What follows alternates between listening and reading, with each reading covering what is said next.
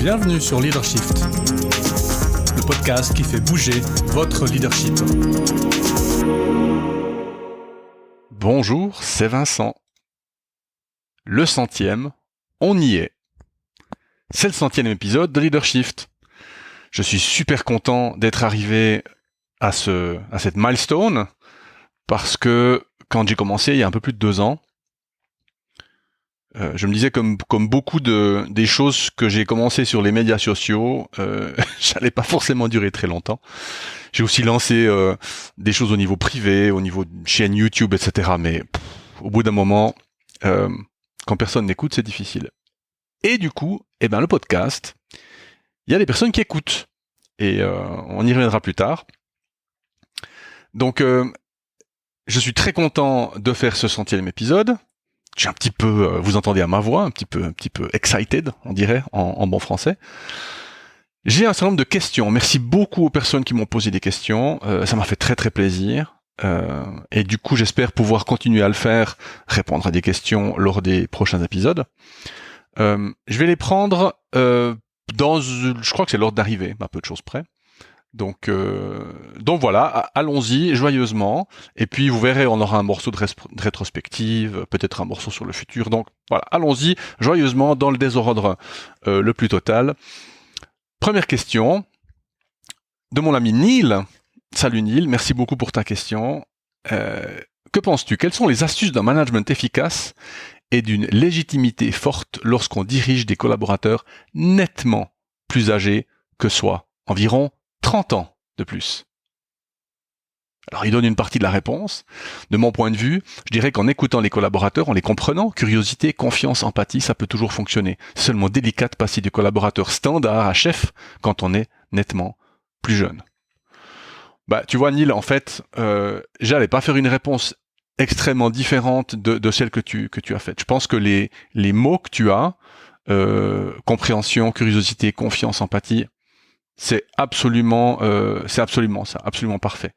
En fait, c'est une forme de respect qu'on va exprimer à ces gens-là, qui, entre parenthèses, ont souvent eu un historique professionnel difficile, parce que 30 ans dans une boîte, ça veut pas dire que ça fait 30 ans qu'ils y sont, mais ils ont vécu un certain nombre d'années dans la boîte, ils ont eu une longue carrière professionnelle, donc c'est une forme de respect que d'exprimer de l'écoute et puis de la curiosité vis-à-vis d'eux. Cette attitude de curiosité, je l'exprime dans l'épisode, alors je sais plus lequel c'est, Lead, comment écouter, je crois que c'est 17 ou un truc comme ça. 10, épisode 10. Je pense que c'est ça, cette curiosité de se dire, mais il doit avoir à l'intérieur un tas de choses. Alors oui, je sais que les gens de cet âge-là, dont en parenthèse je fais partie, j'ai 51 ans, mais des fois les compétences et les pépites sont cachées derrière peut-être de la râlerie, peut-être une attitude un peu bougonne ou une attitude pas forcément toujours très positive par rapport au changement en particulier. Je dirais que c'est justement là que les outils dont tu fais que tu listes, la compréhension, la curiosité, la confiance, l'empathie, c'est là que ces outils-là font des merveilles. Je dirais, le but de ces 4 mots, compréhension, curiosité, confiance, empathie, pour moi, le maître mot, c'est valorisation. C'est comment je fais pour valoriser ces gens et leurs compétences. Et je pense que il peut voir arriver quelqu'un qui a 125 ans ou 25 ans, à partir du moment où il y a cette attitude de valorisation, ça va fonctionner. Alors, il y aura certainement d'irréductibles Gaulois qui diront que de toute façon les jeunes c'est comme ci et que de toute façon la boîte elle est comme ça. Eh bien, ma foi, tant pis. Là, on va passer du côté peut-être un peu plus recadrant ou encadrant. Mais voilà. Et donc, simplement, en ayant en tête cette valorisation, au moyen des mots que tu as cités, compréhension, curiosité, confiance, empathie, vraiment beaucoup de succès à mon avis avec ces personnes-là. Merci encore Neil pour ta question. Deuxième, ce n'est pas une question, c'est un message. Félicitations Vincent. J'ai la joie et l'honneur de pouvoir discuter beaucoup de questions professionnelles juste comme ça et de collaborer avec toi. À bientôt. Suzanne. Alors Suzanne, c'est une de mes partenaires professionnels, mais partenaire plus, puisqu'effectivement on discute de beaucoup de choses ensemble. J'ai rencontré Suzanne par hasard lors d'une formation il y a longtemps. je sais pas, 5 ans au moins. Et on est resté en contact. Elle utilise plus l'outil pour lequel on s'est formé, et moi non plus, d'ailleurs, c'est rigolo. Mais voilà, on est resté en contact, c'est quelqu'un que j'apprécie beaucoup, grande ouverture d'esprit. Elle a fondé une entreprise qui s'appelle bcompanion.ch, donc bcompanion.ch, qui est des consultantes comme moi, allemande d'origine, et puis qui vit en Suisse depuis très longtemps. Donc active dans les domaines du coaching d'équipe, de la médiation, en allemand et en français. Elle a d'ailleurs une collaboratrice que j'ai aussi appris à connaître lors d'un projet en commun qu'on a fait, qui est Pamina Göttelmann, qui est parfaitement bilingue, donc français et allemand aussi. Donc voilà, deux dames de grande qualité. Et je vous recommande, si vous avez des problématiques en allemand au niveau coaching d'équipe, je vous mets volontiers en contact avec elle. Voilà, merci beaucoup Suzanne. Bravo, respect. Quel bilan tires-tu de la consultation statistique d'écoute de ces podcasts? Alors ça, c'est mon frérot. Salut Fabien. Ouais, alors ça, il tape où ça fait mal, un peu. Quel bilan tires-tu de la consultation des statistiques? Alors, quelles sont ces statistiques finalement? Parce que, je les regarde un peu, mais pour moi, elles sont un petit peu déprimantes. Mais finalement, en les regardant bien, je me suis dit pas tant que ça. Et même, j'ai une certaine fierté finalement. Donc, merci Fabien pour ta question. Alors, tu vois, j'ai all time, donc du premier épisode jusqu'à l'épisode, alors c'est le 100e épisode, mais j'ai 104 épisodes, puisque j'ai 4 épisodes de rerun que j'ai fait l'été passé. Je ferai la même chose cette année d'ailleurs, cet été, vous aurez l'occasion de réécouter des épisodes choisis, puisque je ne vais pas produire d'épisodes pendant cet été. Donc sur 104 épisodes, j'ai 7589 écoutes. Et c'est vrai que ce chiffre m'a rendu un peu humble, quoi. Et je me suis dit, waouh, 7589 écoutes d'épisodes. Donc ça fait 73 écoutes en moyenne. En fait, c'est pas mal. Je m'attendais à ce que ça soit un peu moins, et c'est pas mal du tout. Alors évidemment, j'aimerais que ça soit plus, parce que j'aimerais pouvoir toucher plus de personnes et surtout avoir beaucoup plus d'interactions avec vous, chers auditeurs. Posez des questions, venez avec des problèmes, vous pouvez laisser un message sur le site, un message vocal, même pas besoin de taper, vous pouvez m'envoyer un mail, vous pouvez utiliser le formulaire de contact du site pour dire, mais voilà, j'aimerais vraiment pouvoir augmenter cette interactivité au niveau du podcast. Donc je réponds à des questions maintenant, ou je prends des remarques, et je le ferai volontiers en fait tous les épisodes. Alors j'ai quelques idées pour la suite, on en parlera en fin d'épisode. Donc 7589 écoutes sur 104 épisodes, 73 écoutes en moyenne. Alors les meilleurs titres, 169 écoutes, c'est l'épisode 45, dire des choses difficiles. Est-ce que ça correspond à un vrai besoin? Je pense, des gens, parce que étonnamment, ce n'est pas un épisode que je propose aux personnes que je forme. Quand je suis en formation, souvent, comme ressource supplémentaire, par rapport au support de cours ou aux présentations PowerPoint, je donne soit des épisodes de podcast, soit de temps en temps, mais moins souvent, des articles de mon blog, parce que les articles de mon blog sont plus ciblés sur des professionnels RH, par exemple. Mais bon, donc l'épisode 45, c'est pas un épisode que je pousse beaucoup, et pourtant il arrive en premier avec 169 écoutes. Deuxième, 168 écoutes pour en finir avec le MBTI, épisode 89, un épisode plus récent, donc promis un bel avenir. Voilà, pour en finir avec le MBTI, j'aime pas le MBTI, mais c'est pas parce que je l'aime pas qu'il a du succès. C'était un de mes épisodes pour en finir avec, qui fonctionne relativement bien. Et puis troisième meilleure écoute, c'est l'épisode 1. Mais oui, mon premier, one-on-one, le pourquoi du comment, avec 163 écoutes. Alors, celui-là, oui, effectivement, c'est un épisode que je recommande souvent en formation, puisque le one-on-one, voilà, c'est la base de la relation avec le collaborateur, donc j'en parle tout le temps à qui veut l'entendre.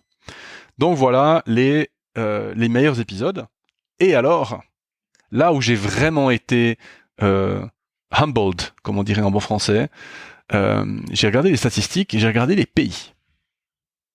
Alors je me dis, voilà, les pays pour le français, il y a la Suisse, la France et la Belgique, donc j'ai des auditeurs dans 3 pays. Non, j'ai des auditeurs, vous êtes assis, dans 50 pays. Là j'étais là, waouh, mind blown, comme on dit. Donc, alors ce qui est super étonnant. Et je me demande si c'est pas une question de plateforme ou de par où passe l'épisode, parce que mon top country, mon premier pays, ce sont les États-Unis, avec, je dirais, à peu près 35-40% des écoutes. Plus de 3100 écoutes.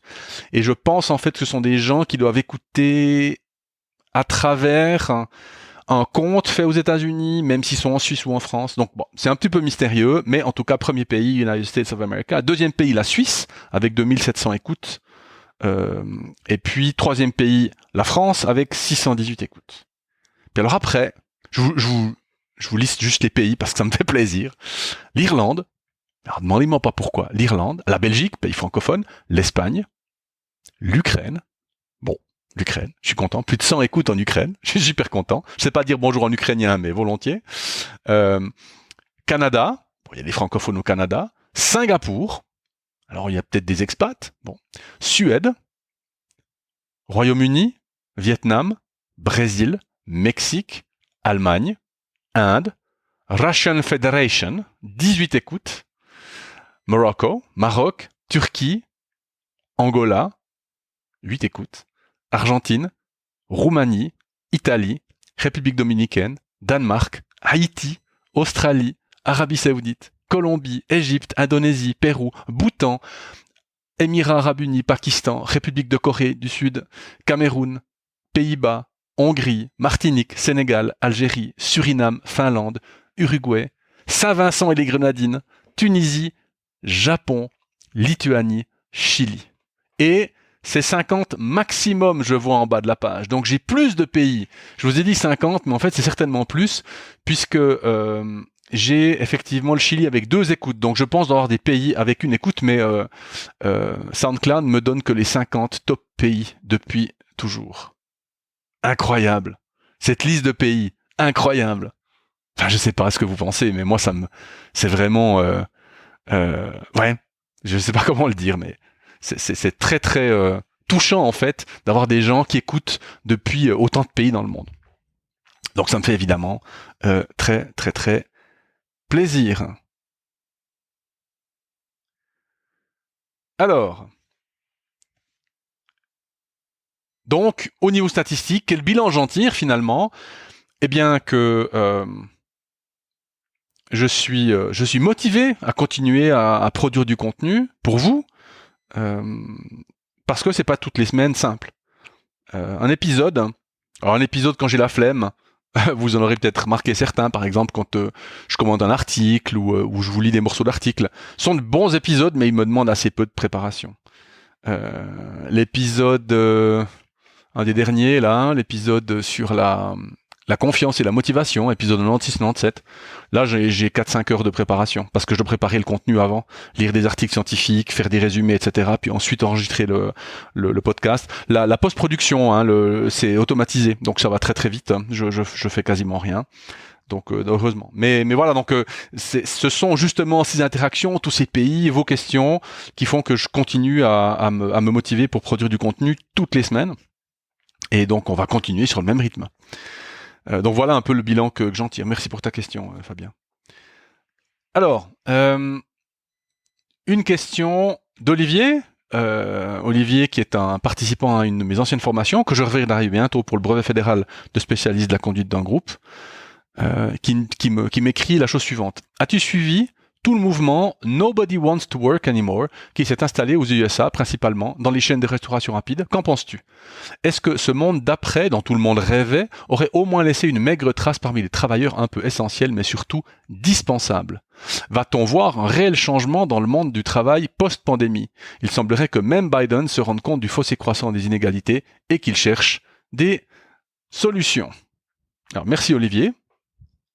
Je connaissais pas ce mouvement. J'ai tapé Nobody Wants to Work Anymore dans Google, puis alors là, on a tout un tas de contenu qui nous vient. Alors c'est intéressant à plusieurs titres. Sociétalement parlant, évidemment, puisqu'on pourrait se dire mais comment ça se fait, les gens veulent travailler. Alors d'où viennent ces signes? Alors la petite histoire pour ceux qui comme moi n'ont pas suivi. En fait, il y a certains restaurants américains, dont le premier apparemment un McDonald's, qui dit nous sommes short-staffed, nous il nous manquons de personnel, donc merci d'être patient avec la ligne d'attente, avec le temps d'attente dans le restaurant. Et en dessous, nobody wants to work anymore. Et puis, évidemment, médias sociaux aidant, ça a été mis sur TikTok ou sur Snapchat ou bref, je sais pas. Et puis, il y a eu une espèce de... Ça, c'est devenu un meme. Enfin, un mème, pardon, en français. Et puis, plein de restaurants ont posté ce truc-là. Bon. Alors, il faut savoir une chose, c'est qu'aux États-Unis, l'industrie de la restauration, c'est certainement une des industries où on a la paye qui est la plus faible. C'est souvent des employés qui n'ont pas de contrat de travail, qui sont payés à l'heure, en cash même, au noir, pour pas mal de restaurants, avec une grosse partie de pourboire dans les restaurants là où c'est possible. Donc je parle pas des chaînes, parce que les chaînes souvent c'est conventionné, le salaire est un peu plus élevé, mais il y a toujours pas de contrat de travail non plus, donc on peut se faire licencier du jour au lendemain. Et donc les conditions de travail sont différentes. Et donc effectivement, c'est pas étonnant que ces chaînes de restauration manquent de personnel. Je fais le lien aussi avec quelque chose que j'ai lu il y a quelques années, où il disait que les chaînes, c'était une chaîne de boulangerie. Ces boulangeries où alors il y a du bon pain, mais alors avec des conditions de travail qui sont absolument catastrophiques. Et là, l'entreprise faisait état d'un turnover de plus de 100%. Donc ça veut dire que sur une année, l'ensemble du personnel est remplacé au moins une fois, puisqu'il y a plus de 100%, ça veut dire qu'il y a plus que. Donc c'est absolument catastrophique, évidemment. Et donc ça coûte un fric fou en formation, en recrutement, etc., etc. Donc pourquoi ? C'est des jobs qui sont très mal payés. Les gens sont traités un peu comme des animaux, pour être honnête. Alors pas partout, il y a des restaurants qui s'en tirent beaucoup mieux que d'autres, mais je pense que c'est pas ceux-là qui ont mis les signes. Il y a un de ces restaurants où quelqu'un a fait une enquête et le restaurant qui se plaignait Nobody wants to work anymore, c'était $2,50. Alors oui, il y a les pourboires, mais bon, même si vous mettez quelques dizaines ou centaines de dollars par mois de pourboire, ça fait toujours pas un salaire monstrueux. Et d'ailleurs, un ancien, j'ai beaucoup aimé la réaction d'un des anciens Secretary of Labor aux États-Unis, donc le ministre du Travail, on dirait, qui disait sur Twitter Nobody wants to work anymore. Je crois pas, c'est plutôt Nobody wants to be exploited anymore. Donc c'est pas que les gens veulent plus travailler, c'est qu'ils veulent plus être exploités. Et Covid aidant,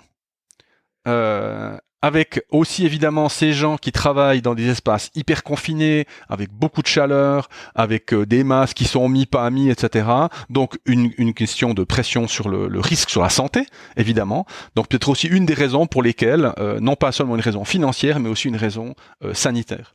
Alors par rapport à ta question, Olivier, est-ce que ce monde d'après dont tout le monde rêvait aurait laissé une trace ? Oui, parce que l'avarice et l'avidité sont des traits de la nature humaine. Et je pense que un restaurant peut payer décemment ces gens plus que $2,50. Ma famille aux États-Unis a eu des pizzerias, des restaurants. Alors eux racontent des histoires de gens pas fiables, de gens pas impliqués, de gens qui ne viennent simplement plus au travail sans jamais donner de nouvelles. Donc c'est une réalité des employeurs aux États-Unis. Mais en même temps, on pourrait retourner le problème dans l'autre sens en disant mais si tu payes ton gars $15 de l'heure, que tu le traites comme un être humain, que tu lui payes une formation, et puis que peut-être que il devient un peu plus motivé, comme on l'a vu dans l'épisode sur la motivation, l'épisode 96. Donc, c'est une combinaison de facteurs, mais je dirais le monde du travail aux États-Unis peut être très différent. Donc, est-ce que ce monde d'après a laissé des traces ? Oui, dans certaines industries, oui. C'est pour ça qu'en Suisse, finalement, avec notre modèle un peu rigolo de consensus, des fois un peu mou, des fois un peu plus dur, de négociation patron-syndicat, de discussion, de bonne volonté. Finalement, c'est pas un si mauvais modèle que ça, parce que ça permet d'éviter cette espèce de lutte des classes qui est présente dans d'autres pays, dans la France en particulier, qui rend les choses vraiment plus compliquées. Donc, alors, entre parenthèses, si vous avez des expériences à partager sur du salaire horaire ou des conditions de travail difficiles, volontiers, on peut en parler, ou même peut-être faire un entretien sur le sujet. Deuxième question d'Olivier, va-t-on voir un réel changement dans le monde du travail post-pandémie ? Oui, et il a lieu. Les entreprises se posent des questions, évaluent la meilleure manière, parce que il y a des entreprises qui se battent pour avoir des ressources et de bonnes ressources, des ressources compétentes et motivées.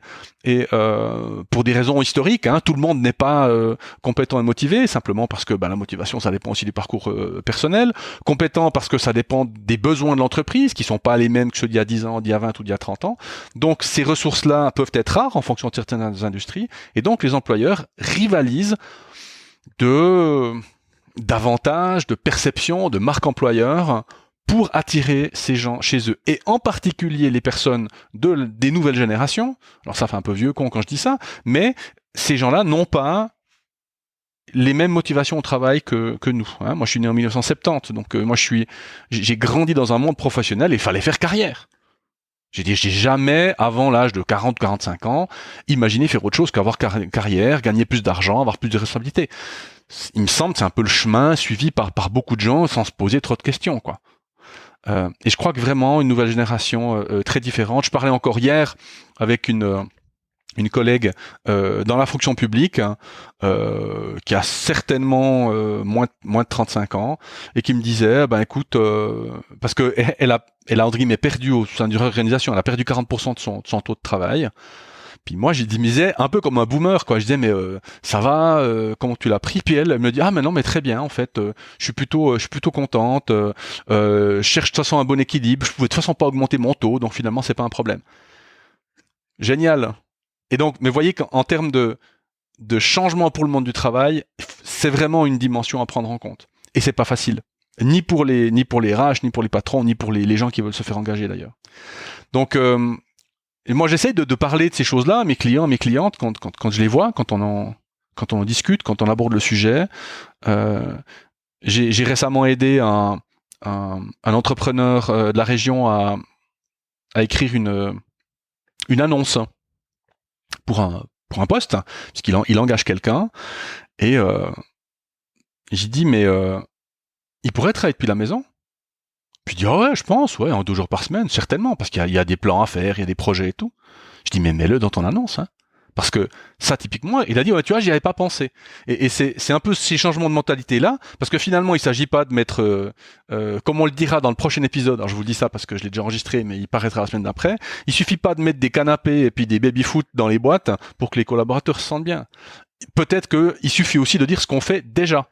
Et l'entrepreneur dont je vous parle, les gens peuvent déjà peut-être travailler à la maison. Ils ont déjà un après-midi par semaine sur toutes les 2 semaines congé.